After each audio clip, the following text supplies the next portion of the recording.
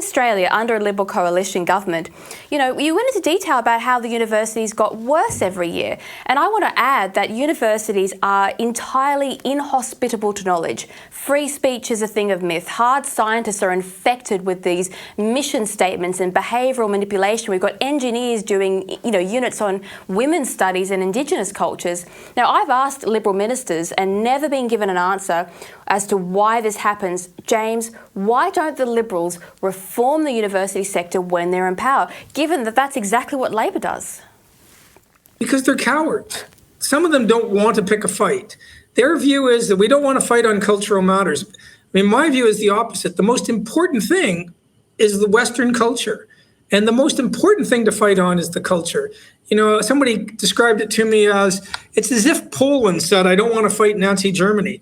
Well, it doesn't matter. It doesn't matter what Poland wants. The other side is fighting. And so we on the conservative side have to start fighting these fights. And when you do start fighting, you win.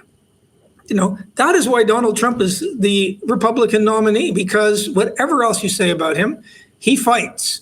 He doesn't roll over. And that's what they hate about him. And, you buy your politicians wholesale, not retail. And I think the most important thing about conservative politicians in the West today is their bravery. Forget their intelligence, forget everything else. Can they withstand the sort of hatred that will be thrown at them by the sort of NGO, human rights brigade, public broadcaster caste who represent, nobody? And if we saw this anywhere, we saw it in The Voice, where every elite organ of society was on one side and the vast majority of the public were on the other. And I thought Mr. Dutton, after The Voice, was in a great position to come out and start, being a blunt truth speaker, starting with the massive too many people who are coming in under immigration. But the worry is that he's surrounded by 30-year-old advisors who don't want to pick a fight with anybody. And, Poilievre basically fired those kind of advisors. I wish Mr. Dutton, if he has any advisors who were counseling yes in The Voice have to be fired. And any advisors who are young and have never had a job, like the guy that Pasuto just picked, fired.